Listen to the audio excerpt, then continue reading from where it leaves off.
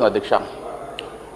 ఆశాపాశం అనే పాటలో నువ్వు పెట్టుకున్న నమ్మకాలన్నీ పక్కదారి పడిపోతుంటే కంచికి నీ కథే దూరం అన్నట్టు తెలంగాణ రాష్ట్ర ప్రజల పరిస్థితి అధ్యక్ష.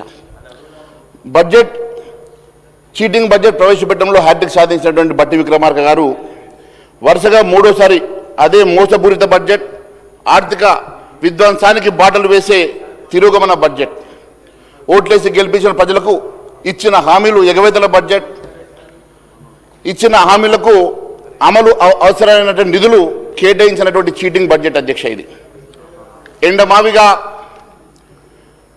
ఎండమావిగా కనబడేటువంటి బడ్జెట్ అధ్యక్ష. నిధులు ఉన్నట్టే కనిపిస్తాయి కానీ విడుదల కావు, ఖర్చు జరగదు. సార్ ఒక్క నిమిషం, I'm not disputing sir. Sir ఇప్పుడు బడ్జెట్ అనేది ఒక పవిత్రమైన డాక్యుమెంట్ అధ్యక్ష. వారికి అభిప్రాయాలు ఉండొచ్చు, చెప్పొచ్చు. ఒక బడ్జెట్ అనే డాక్యుమెంట్ చీటింగ్ డాక్యుమెంట్ అంటారు అధ్యక్ష. వాట్ ఈస్ చీటింగ్ బడ్జెట్ అని ఎట్లా అంటారు అధ్యక్ష? He has to take back his word sir. Cheating అని what is this sir?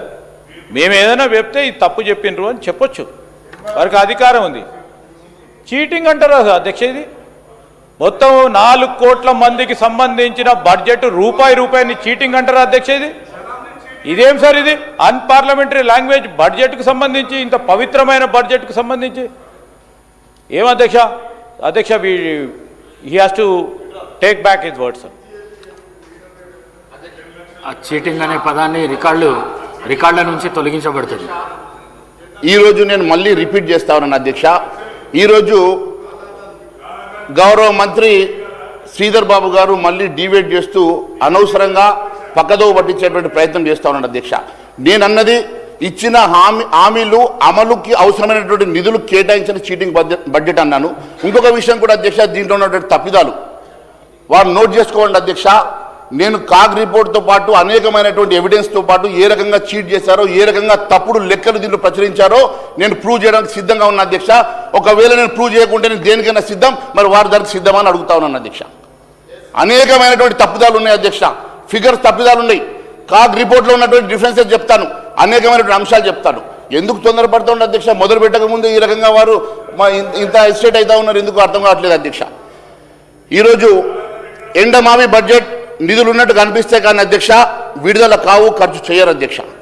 Budget మనము ఎండమావి దూరంకి వెళ్ళి పోతుంటే నీళ్ళు ఉన్నట్టు కనబడతా ఉంటే అధ్యక్ష, దగ్గర పోయిన తర్వాత తెలుస్తుంది రిఫ్లెక్షన్ తోటి వచ్చినటువంటి మరి కనబడుతున్నట్టుగా ఉంటుంది అధ్యక్ష.